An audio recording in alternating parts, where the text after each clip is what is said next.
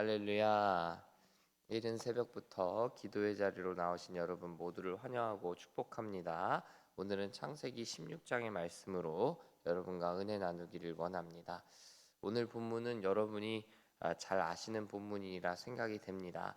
정확히 같은 비유는 아니지만 시어머니와 며느리 간의 갈등, 고부 간의 갈등 같은 해결하기 어려운 가정 내 갈등을 보여주는 본문이 오늘 본문입니다. 그런데 오늘 본문은 아브라함 가정의 그 개인사로만 그치지 않죠. 어쩌면 지금도 전쟁이 끝나지 않고 있는 이 중동의 모습은 오늘 본문과 무관하지 않다고 볼 수도 있겠습니다. 가정 내의 갈등이 민족 간의 갈등으로 번지고 또 역사가 흘러서 21세기까지도 영향을 미치는 여전한 갈등이 되었습니다.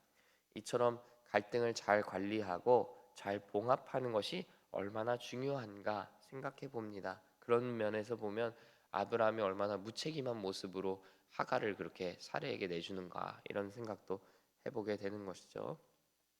내가 지금 겪고 있는 관계의 문제들이 갈등들이 자녀들에게도 영향을 미친다 이렇게 생각하면 여러분 얼마나 소름 끼치는 일이고 우리가 정말 경각심을 가져야 될 문제인가 생각해 보게 됩니다. 하나님이 우리 모두에게 지혜를 주셔서 갈등을 잘 극복해 나가고 잘 관리하고 봉합할 수 있게 해주시기를 소망해 봅니다.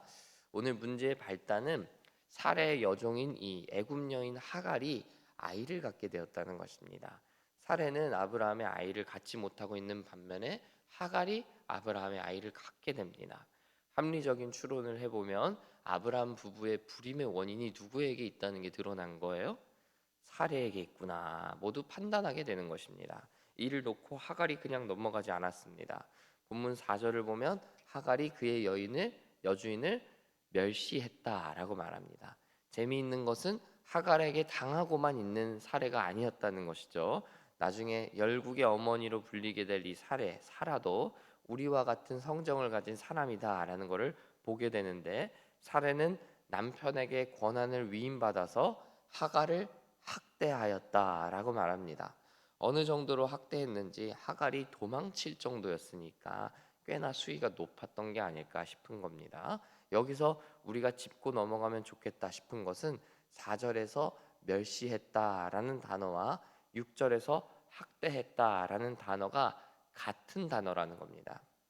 즉 하갈이 사례를 멸시한 것과 사례가 하갈을 학대한 것이 같은 일이었다는 겁니다. 어쩌면 하갈이 심은 대로 거두었다라는 것을 강조하고 싶은 것인지도 모르겠어요. 저는 여기서 이런 묵상을 해봅니다. 당대에 여인이 아이를 갖는 것이 아무리 중요한 일이라고 한다 한들 여종이 여주인을 멸시하고 학대하면 되는 거겠습니까?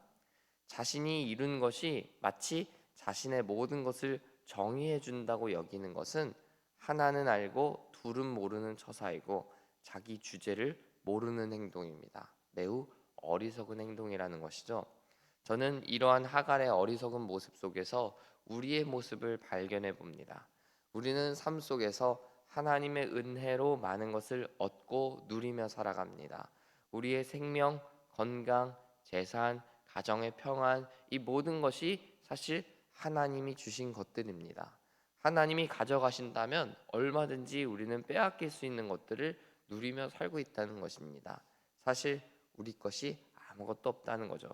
그럼에도 불구하고 우리는 어떻게 살아갑니까?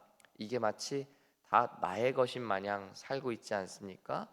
하나님이 나의 왕이시다, 주인이시다 말하면서도 정작 삶으로는 내가 나의 왕이 되어서 내가 가고 싶은 길을 가고 내가 하고 싶은 것 하면서 살지 않습니까?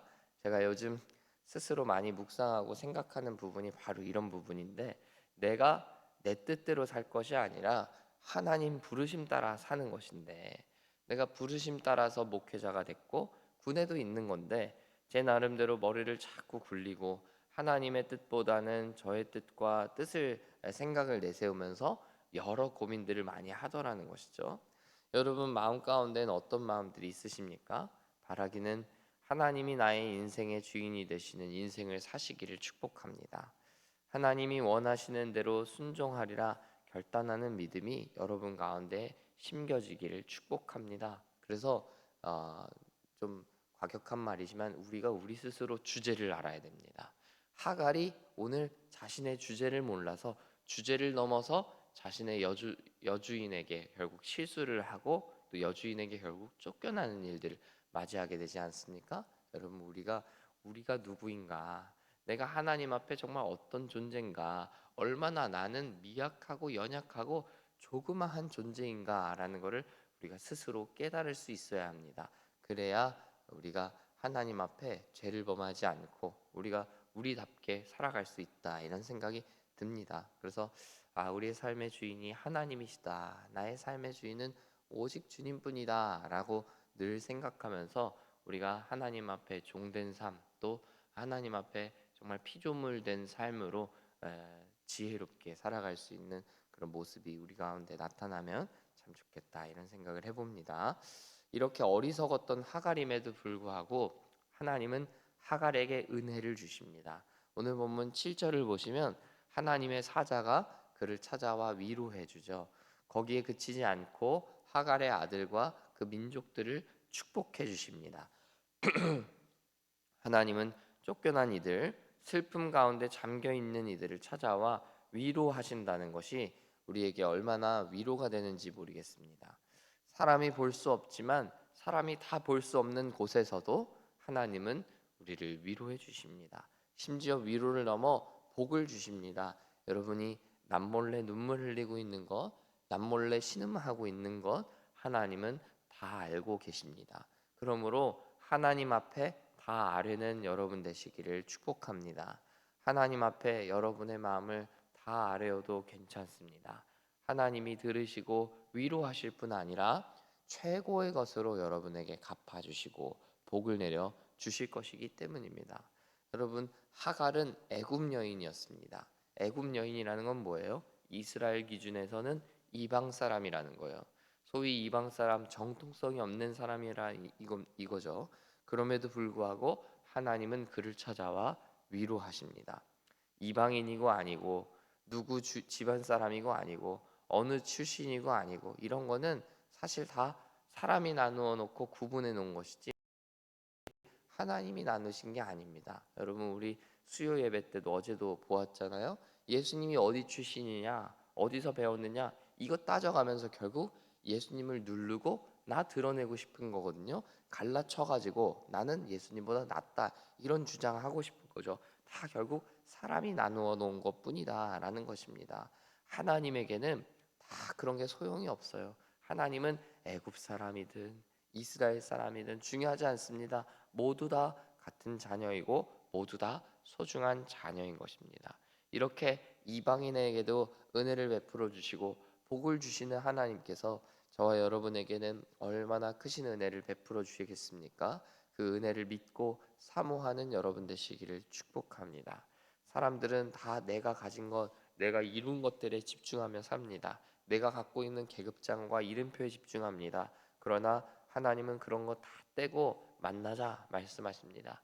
떼고도 만날 수 있다 말씀하시는 겁니다. 그 은혜를 경험하는 여러분 되시기를 바랍니다. 그래서 오늘 이 아침에 내가 하나님 앞에 누구인가, 내가 하나님 앞에 정말 어떤 존재인가 새롭게 깨닫는 여러분 되시기를 축복하고 이방 여인에게 또 긍휼이 필요한 여인에게 하나님이 찾아와 위로하셨던 것처럼 우리의 삶에 정말 위로가 필요하고 또 우리 가운데 상처가 있는 부분들이 있다면 하나님이 찾아오셔서 고쳐주시고 깨끗하게 하시고 또 치유하여 주실 줄 믿습니다.